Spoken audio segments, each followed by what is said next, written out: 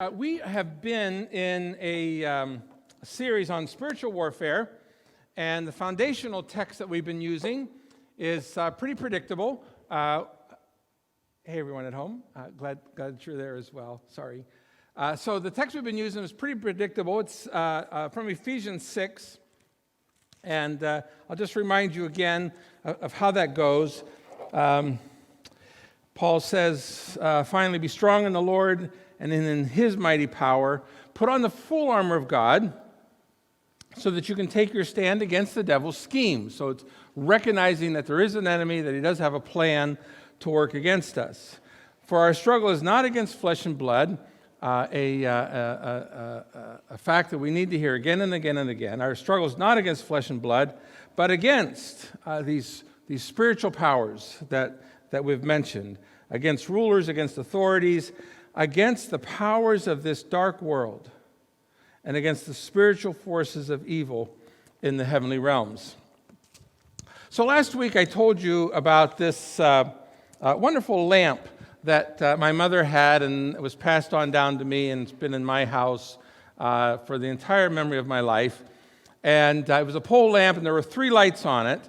And as you turn the knob, 1 light came on, and then you turn it again. The second one came on along with the first, and then you turn the third one, and the third one comes on.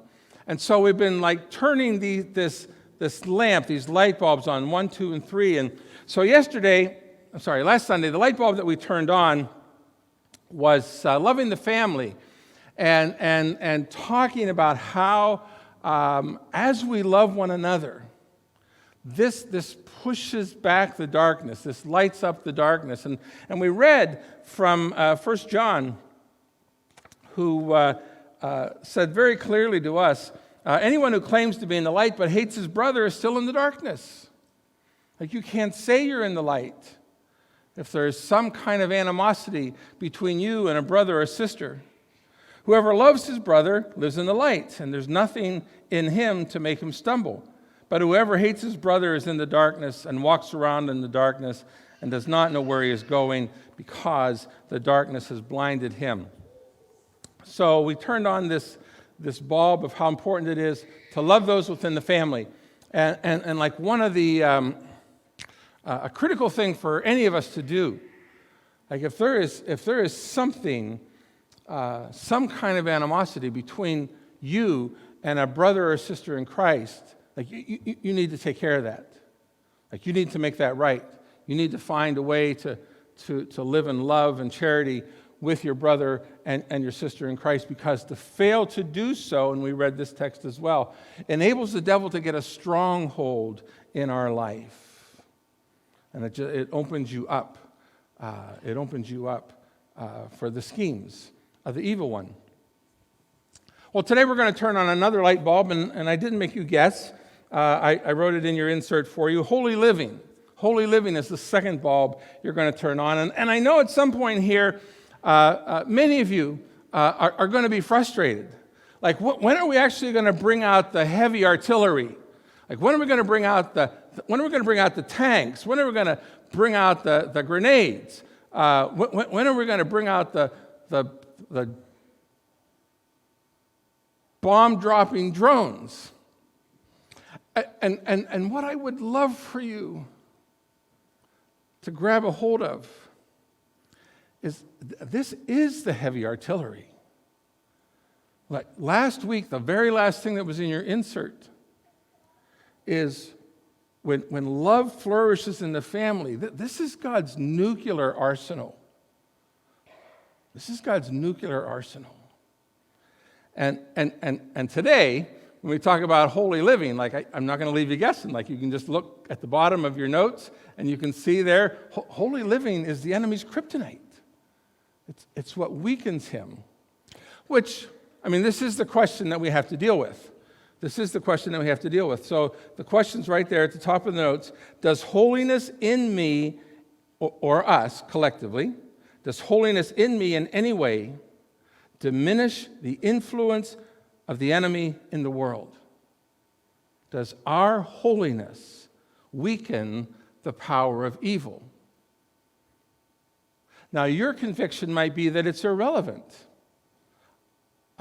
you might guess, I think fully otherwise. I think fully otherwise.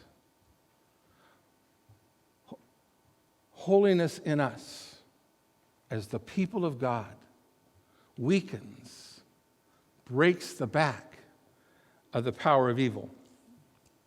And I think I want to show you how.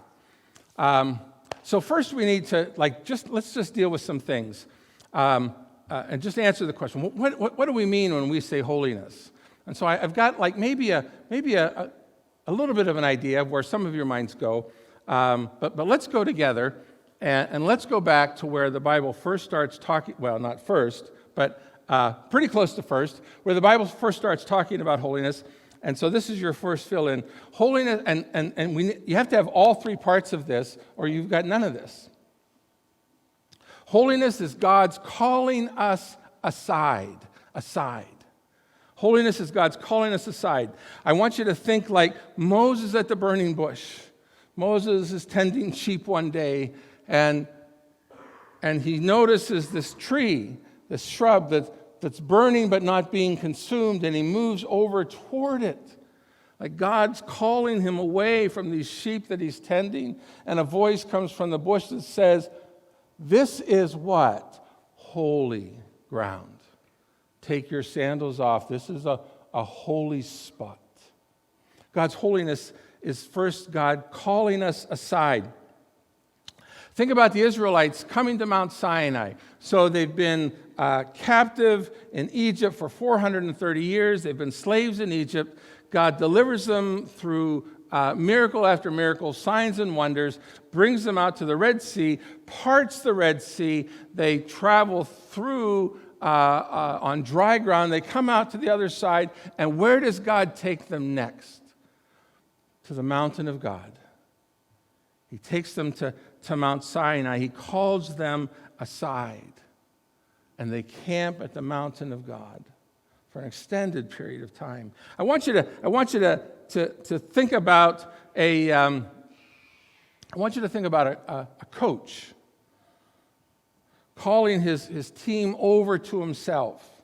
So we've got a football coach that's in our midst here, and maybe some of you have coached basketball. So you know how this works sometimes at a particular point in the game where the coach will call his, so if maybe he's the defensive coordinator, and he calls his unit over to him, and he begins to describe, okay, here's what needs to happen. Or think about a basketball coach that calls his team to the sideline as toward the end of the game, and he's actually down on his knees, and they're all huddled around him, and all their eyes are fixed on him, and he's got a clipboard, and he's describing, this is the plan. This is what we're going to do. It's God calling his people aside. He's calling his people aside to say, okay, my people, this is what we're going to do. This is what he did with Israel. They were to be his holy people. They were to live before the world God's life. So he brought them to himself. He said, come over here. I want you to come over here. Do you ever have that problem with your kids? Like, hey, Bob, come here. And he's over there. And he says, what? And I said, no, here. I want you to come over here. And, well, what? What do you want? No, here. Did you ever do this with your kids? This was a common thing for us. I need you here, not there. God says, I need you here. Come aside. Come to where I am. You know, it's true. So, we'll say it a lot.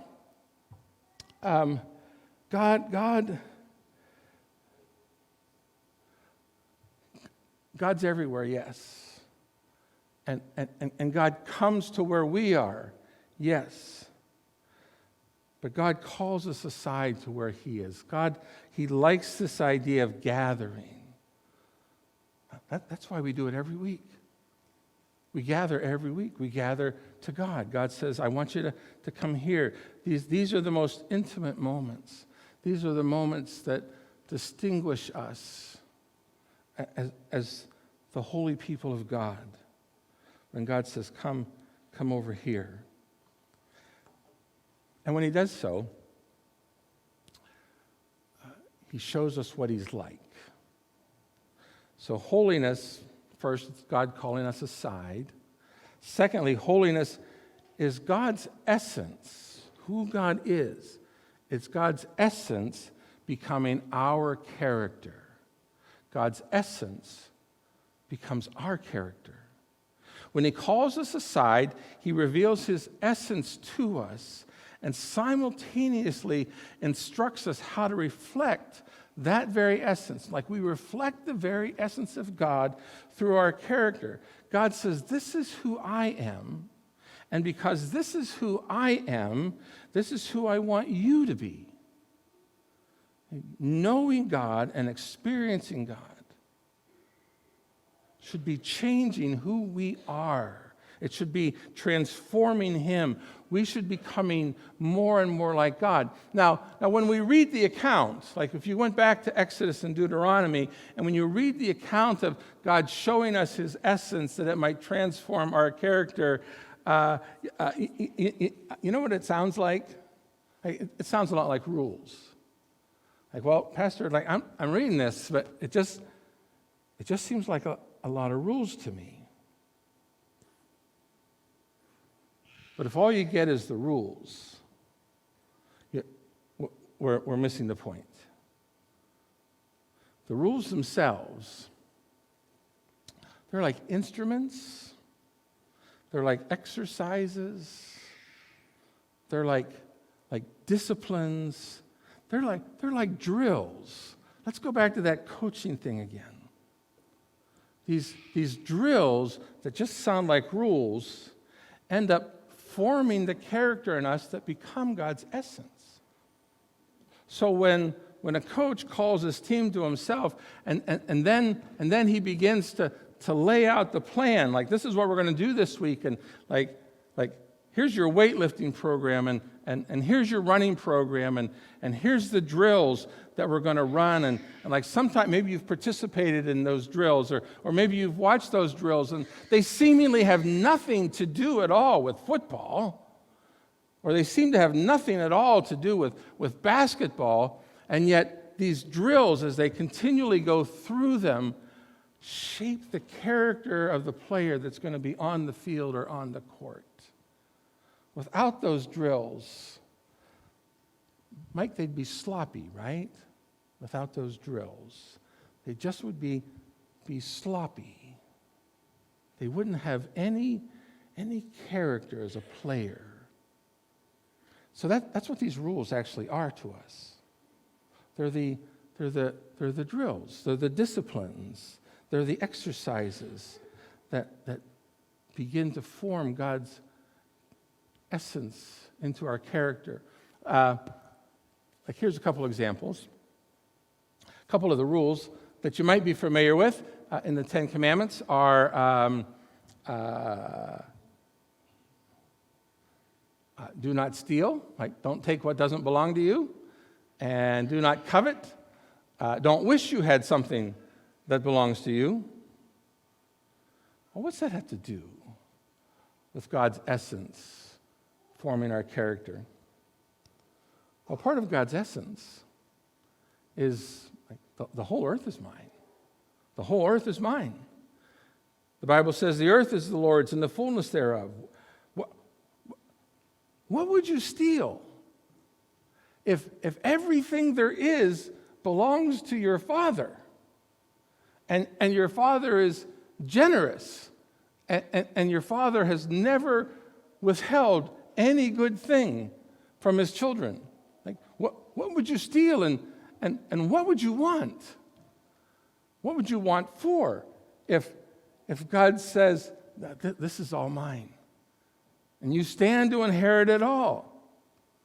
So, okay, don't steal, don't covet, because this is my essence, and I want my essence to be forming your character. So here's another rule in those like top 10 things. You shall not commit adultery. So we just don't get this whole sex thing because we don't get the essence of God. That God exists within himself in this most intimate relationship that he invites us into, and this most intimate relationship is mediated through covenant. It's mediated through commitment. God's commitment to us and our commitment to him in return. And what becomes necessary to step into this is to see that what God has created reflects how this covenant relationship goes. And so if you remember back to when we were talking about Genesis 1 and 2 and about how God created humans in his image, male and female, and he created the man and he created the woman. And one of the things that we said about that, I tried to underline it for you, is the fact that they were other than each other. They weren't the same, they were other. Helps us to understand how this relationship with God has to work, because even though the man and the woman, the male and the female, even though they're both human, they were other. And even though there's God and here we are in his image, we're still other. Like, even though we share the image, there is an otherness that plays a significant role in that relationship. We talk about every way that we talk about sex in our culture comes down to the bottom line of it being about personal fulfillment. And this is why we've missed it. It's not about personal fulfillment. It's about reflecting the relationship between God and his people, the church, and the bridegroom, Christ and the bride. And just read the Song of Solomon. Like, just go read it. Like, God's love isn't limited to agape, which sounds safe, although it's not. But God's love is very much eros. God's love for his people, Christ's love for his bride, is an erotic love. And so whenever we talk about what sex should look like, it should reflect the kind of love, like the purity of the love that God has for his church. So you see what I'm saying here? The rules just reveal the essence of God. Like, they're the exercises, the drills. They reveal the essence of God, shaping the character that we are. And finally, or I should say thirdly, finally sounds like we're almost done. Thirdly, holiness is God setting us apart. That's your next fill-in. And some of you were waiting for that one. It was God setting us apart for his purpose. So he calls us aside. He reveals his essence to us so it can shape our character. And then he tells us, this is what you're set apart for. You're set apart for this particular purpose that I have. See, when God set Israel apart, when he called them to his side and revealed his essence to them, the holiness that the nation of Israel was to live into was so that all nations could know and see who God was and what God was like. The purpose of Israel, the role of Israel as the ones that were called aside and set apart and had the essence of God revealed to them, was to be a testimony to the nations, all the nations.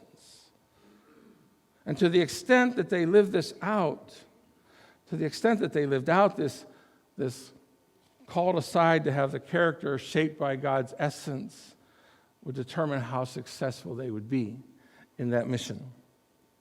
Okay, so let me ask you this question.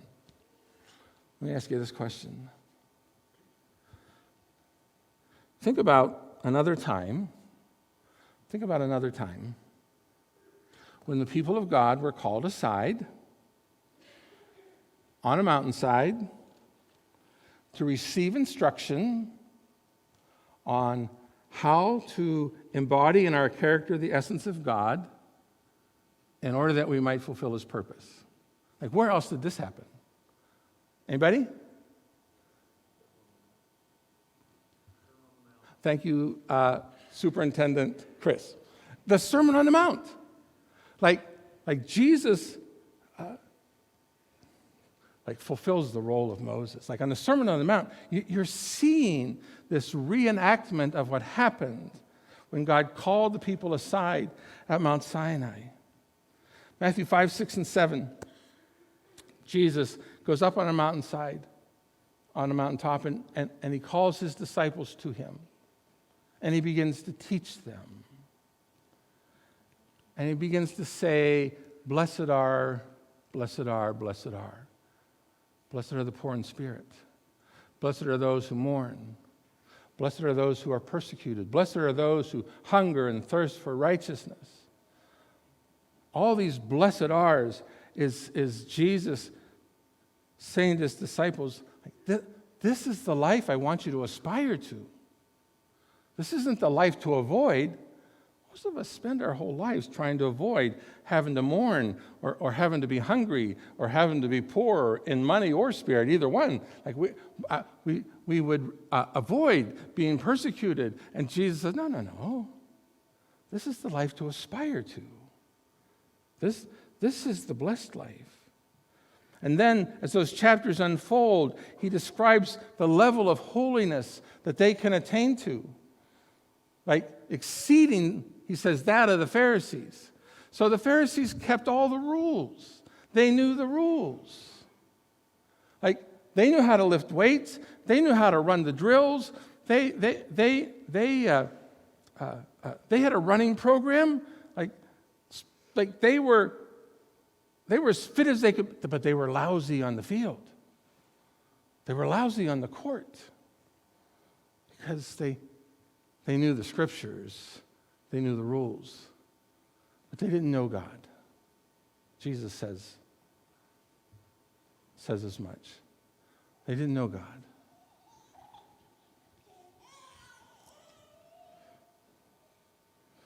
So Jesus says, you can attain to this level of holiness. You can be holy as your Father in heaven is holy. You can be perfect. You can love perfectly as your Father in heaven loves perfectly. And when this gets inside of you, when this becomes who you are, then you will be, he says, three things that you'll be. You'll be the salt of the earth. You'll be the light of the world.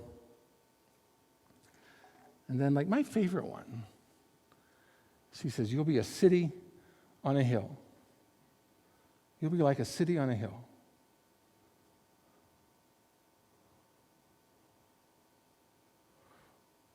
Now, we have, in the course of the past 50 to 75 years, had various politicians who wanted to take this phrase, city on a hill, and apply it to the nation. It's not what Jesus meant. It's not what John Winthrop meant in 1630 when he first preached this sermon to his congregation of Puritans. To be a city on a hill was spoken to the people of God, was spoken to the church, was spoken to the community of Jesus. Like, we affect the world by being the city, metaphorically, that God envisions.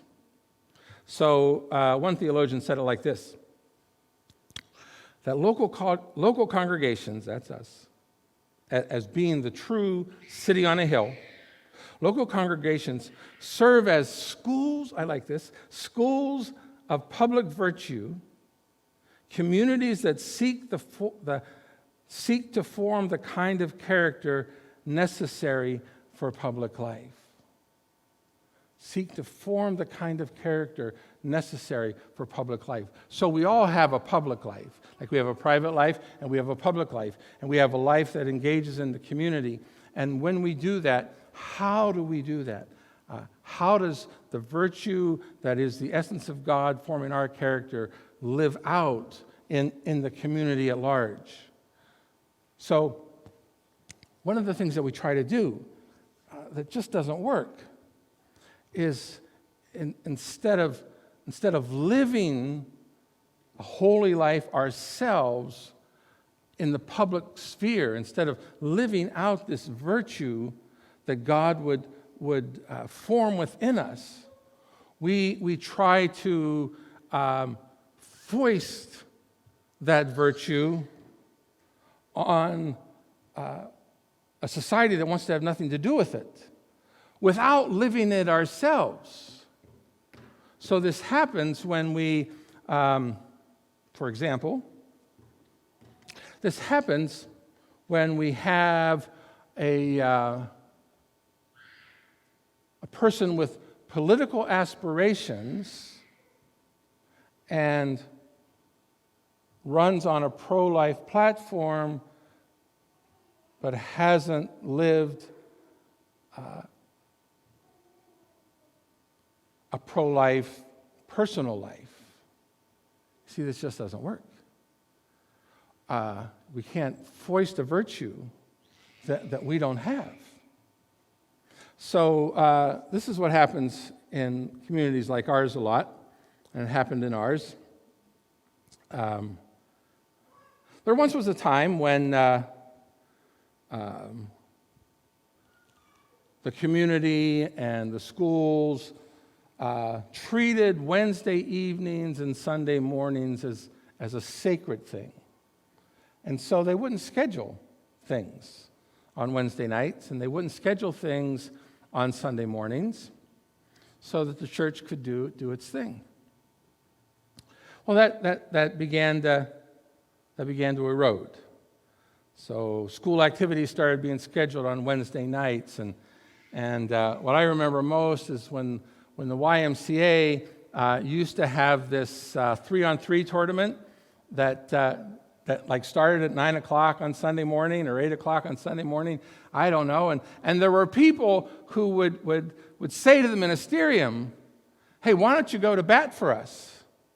Like, why don't you go address the community, address city council, address the Y, and see if we can like put a stop to these activities that are being scheduled on Sunday morning or Wednesday night. And my response was always the same. Like, I'll do that when I can convince my own congregation not to participate. So if you have your own congregation half evaporated, well, that's an exaggeration, I'm sorry. But if you have your own congregation who's absent Sunday morning because I'm going to be on the 3-on-3 at the Y, so I have no voice. Because as a church, as the people of God, like, we're not observing the Sabbath as holy. And yet we would like the community to recognize the Sabbath as holy. I'm just saying we can't do that. We can't do that. We can't foist a virtue on society that we ourselves aren't living.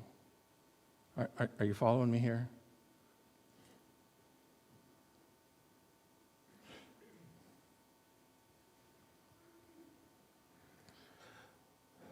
Holiness happens in the community of Jesus. In the community of Jesus. When we decide we're going to live a holy life. When we decide that we want God, the nature of God, the essence of God, to be forming our character. When we do that, that is when we begin to light up the dark places in our society. If we try to do it without holiness, we're in serious doo-doo. So there's this story in Acts chapter 19 about, it's one of my favorite stories. It's the story of the 7 sons of Sceva. And so what happens in this story is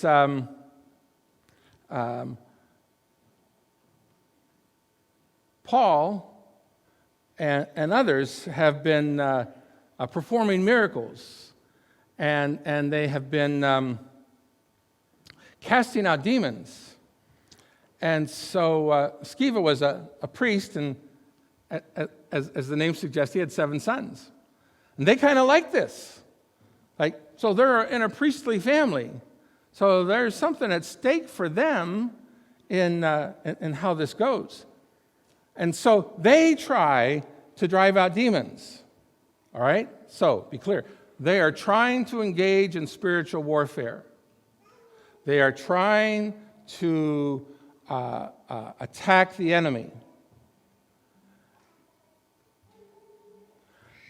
And so they say, they use a formula for this. They say, in the name of Jesus, who Paul preaches, I command you to come out. And the demons talk back. They say, you know what? We know Jesus and we know Paul, but we don't know you. We know Jesus and we know Paul, but we don't know you. And then these 7 sons of Sceva get attacked by this demon-possessed man. And like this one man beats up these 7 guys. Listen, if you try to engage in any kind of spiritual warfare, if you try to come against the evil of darkness, if you try to press into the darkness of this world, and you do so not transformed by the essence of God into the holy people that He's called you to be, you will be wrecked. You will be wrecked. You will be wrecked.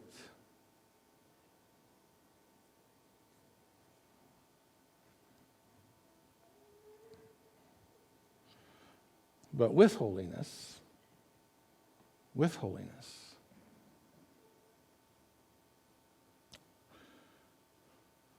bring attention to God. So in this Sermon on the Mount, in Matthew chapter 5, when Jesus is saying, this is what your holiness could be like, He says, in the same way, let your light shine before others. Let your light shine before others, that they may see your good deeds and glorify God in heaven. That your holy living would then call attention to God. Peter, who was right there, he virtually quotes Jesus word for word. 1 Peter 2:12. He says, live such good lives among the pagans that though they accuse you of doing wrong, they may see your good deeds and glorify God on the day He visits us. Again, Peter is saying, this is the Peter who, earlier in that same chapter, is saying, be holy, because God is holy, and your holy life will draw attention to God. Isaiah has this beautiful picture.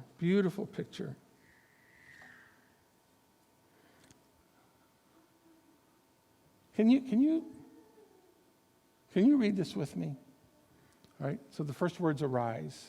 Let's read this together. Arise, shine, for your light has come, and the glory of the Lord rises upon you.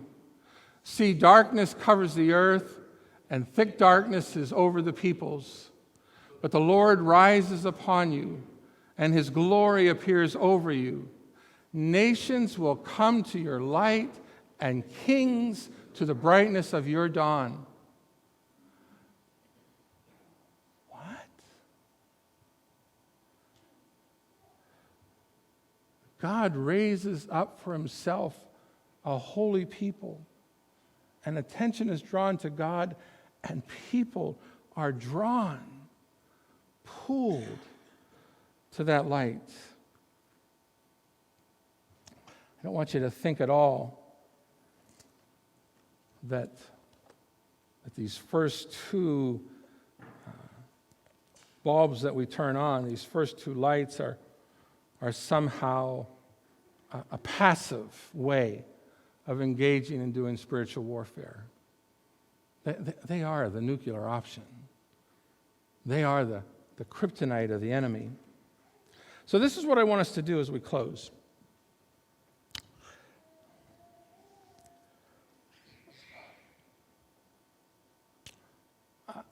I'm going to read two passages of Scripture. And I promise, and it'll be hard for me, but I promise I'm not going to stop and make comments as I read these passages. Because they're so plain. They're so simple. They're so clear. God telling us, this is what I mean when I talk about a holy life. This is what I mean. And so as I read it, I just want you to find the spot where you are saying, yeah, you know what, this is what I need to get right in my life. This is what I need to change in my life. So I'm going to read two passages. First is from Ephesians chapter 5.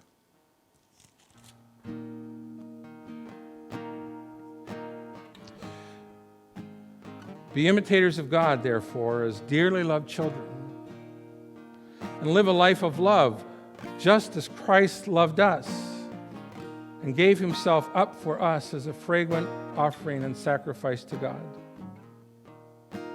But among you, I didn't say I couldn't do hand motions, all right? But among you, there must not even be a hint of sexual immorality or any kind of impurity or of greed, because these are improper for God's holy people. Nor should there be obscenity, foolish talk, or coarse joking, which are out of place, but rather thanksgiving. For of this you can be sure, no immoral, impure, or greedy person, such a person is an idolater, no such person has any inheritance in the kingdom of Christ and of God. Let no one deceive you with empty words, for because of such things God's wrath comes on those who are disobedient. Therefore, don't be partners with them. For once you were darkness, but now you are light in the Lord. Live as children of the light, for the fruit of light consists in all goodness, righteousness, and truth. And find out what pleases the Lord. Have nothing to do with the fruitless deeds of the darkness, but rather expose them. For it is shameful even to mention what the disobedient do in secret. But everything exposed by the light becomes visible. For it is the light that makes everything visible. This is why it said, "Wake up, O sleeper, and rise from the dead, and Christ will shine on you." So be very careful then how you live, not as unwise, but as wise, making the most of every opportunity, because the days are evil.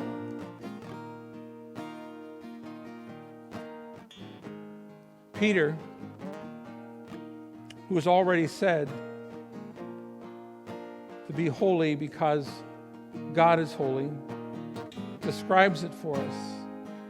And he says, rid yourselves of all malice, all deceit, hypocrisy, envy, slander of any kind.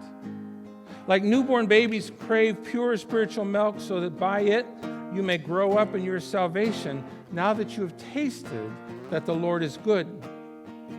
And as you come to him, the living stone, rejected by men but chosen by God and precious to him, you also, like living stones, are being built into a spiritual house to be a holy priesthood, offering sacrifices acceptable to God through Jesus Christ. You're a chosen people, a royal priesthood.